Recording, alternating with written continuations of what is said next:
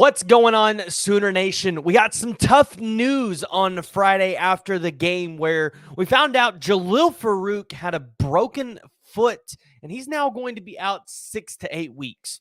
The good news is here, he can return at some point this season, but in the intermediate time, this is going to affect your wide receiver room. And today we got to talk about who we think can potentially step up there, but we also need to talk about the injuries on the offensive line and how Oklahoma is going to address those. So stay tuned to the end of the video for that one as well. But not breaking any news here, Jalil Farooq, he broke his foot in a pass where you were impressed from Jackson Arnold. He threw the deep ball well. Jalil Farooq was there. And we all expected Jalil Farooq this year to be a dynamic weapon, especially in the slot, and also somebody that can go out wide for you as well. So I think the question that we have to address here is, how does Oklahoma replace Jalil Farooq here in the current time that we're in, right? You've got Houston this week, Tulane next week. So you've got 2 games to figure it out. That's going to be 2 weeks of his 6 to 8 week recovery time. But then you've got Tennessee coming up. So likely at the earliest point that we could see Jalil Farooq back, it wouldn't be until the Texas game, which 6 weeks seems pretty early. I would imagine maybe the main game you see Jalil Farooq come back. But who's going to replace him? Because if you followed this team, especially back in fall camp, you understood that we also lost Jaden Gibson to a season-ending injury as well. So this wide receiver room, I'm not going to say that it's on its toes in terms of talent available, but it's starting to get dwindling in terms of your star talent going down. You want to make sure Deion Burks and Andre Anthony and Nick Anderson stay as healthy as possible. Now, Nick Anderson was held out on Friday for precautionary measures, which if you have the luxury to do that, you definitely do that. But who replaces Jalil Farooq?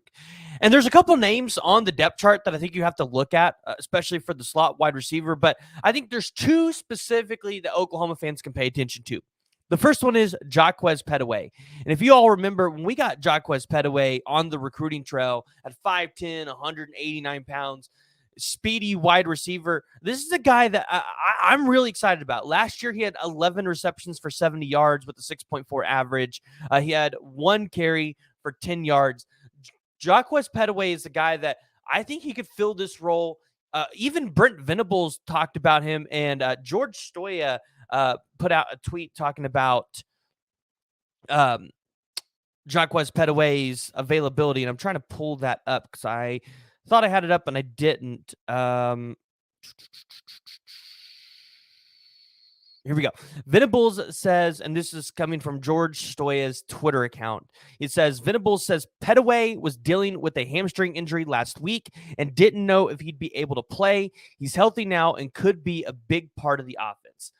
If you're an Oklahoma fan, you've got to be excited about that. And he goes into why, right? He's fast, has a real explosive ability. He's ready to go and play inside and outside both. So you like to hear that. Juwan Pedway, I think, is a guy that fills the hole of Jalil Farooq, and he's a young guy. You're going to get him some experience. This is a guy that Emma Jones and the staff is really excited for. I think it's somebody that you should pay attention to.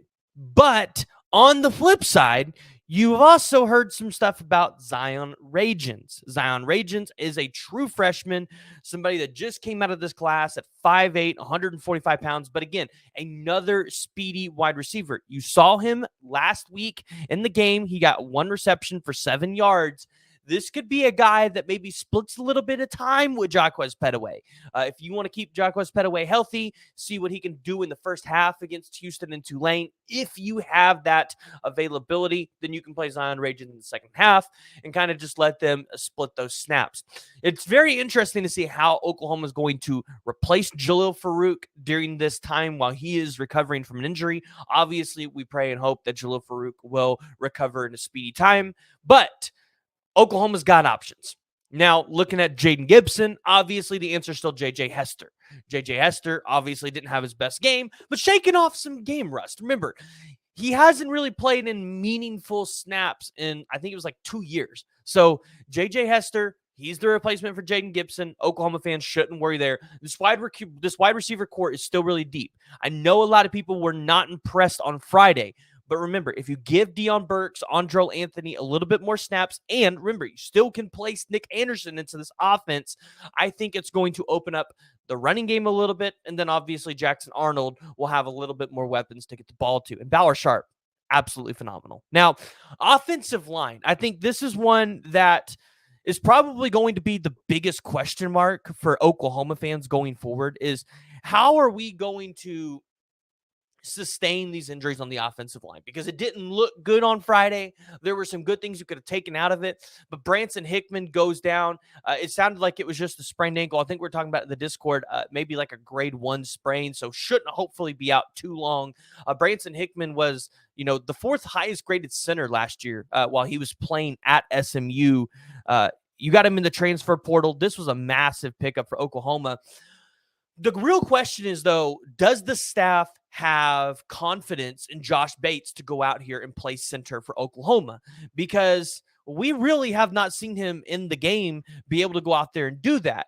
But you also have guys like Gary and Hatchett that can go out there and play center for you as well. You have Troy Everett, who should be coming back from injury. And so this week, you have Jake Taylor potentially being able to return at right tackle.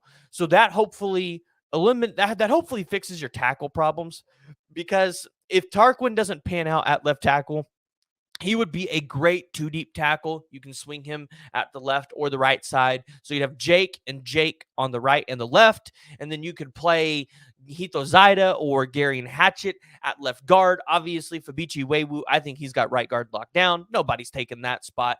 Maybe EPL can go for the left guard spot too. We'll have to see there. And then you've got 4 or 5 guys that can compete for that center position and have good depth there, hopefully creating a little bit more chemistry and camaraderie at that center position, which is going to be not only crucial for Jackson Arnold, but just crucial for the offensive line in general to be able to have somebody there to control that line, control the line of scrimmage, and be able to get guys the right play calls and to go in the right direction. So as far as offensive line injury goes, obviously you cannot really sustain, I feel like, any injuries on the offensive line, because you'll have to end up playing some true freshmen.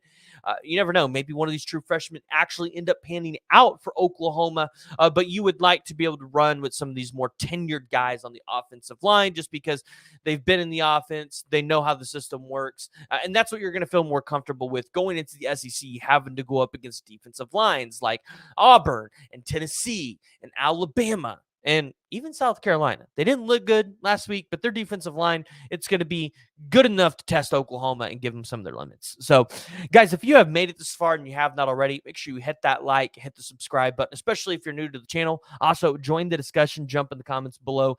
Give me your thoughts.